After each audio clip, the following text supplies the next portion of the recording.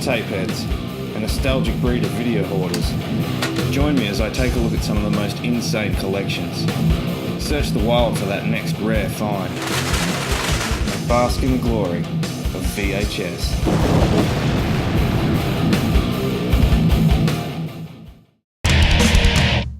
There is a real collector's market, and I think it's the collectors that will keep Blu-ray and to a lesser extent DVD alive. Video stores are unfortunately dying. Most people just want to watch a movie. They don't care how they watch a movie.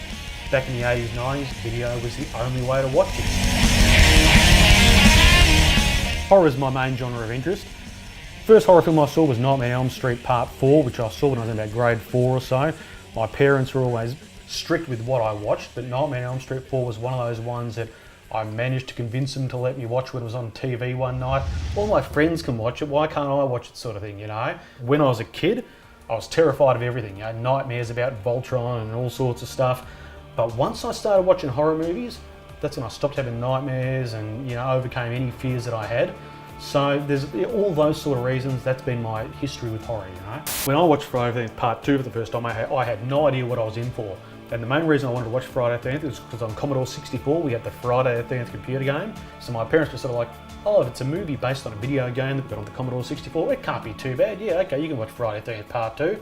Yeah, wow, you know, it just blew my mind. One of the cool things about having, you know, everything too deep like this is you forget what you've got. So when you're pulling out stuff like this, you don't know what you're going to find behind it. It was only really around 2001, 2002 when DVD was coming in and video stores were really starting to get rid of a lot of VHS stock that I seriously started buying more. A couple of mates and I on one or two occasions went to every video store, every video easy store we could find between Warragul and Geelong, and we came back with a pretty big haul. This is another one of my favourite bad ones, Carnival of Blood.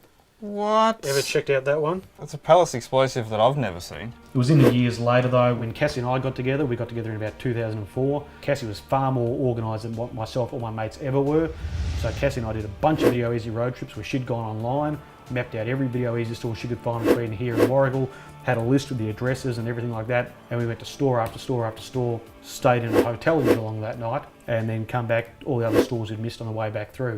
Our first Video Easy for the day, Video Easy Beaconsfield. And was it good? Yes, it was. They were getting rid of all their videos, so this is what we've ended up with so far. Here we are in Rosanna. We hit the jackpot. They had an entire horror section there that wasn't for sale, but we inquired and they said we can buy what we want. And yes, we did. There's the first box of horror titles, and Cassie got a Buffy one as well.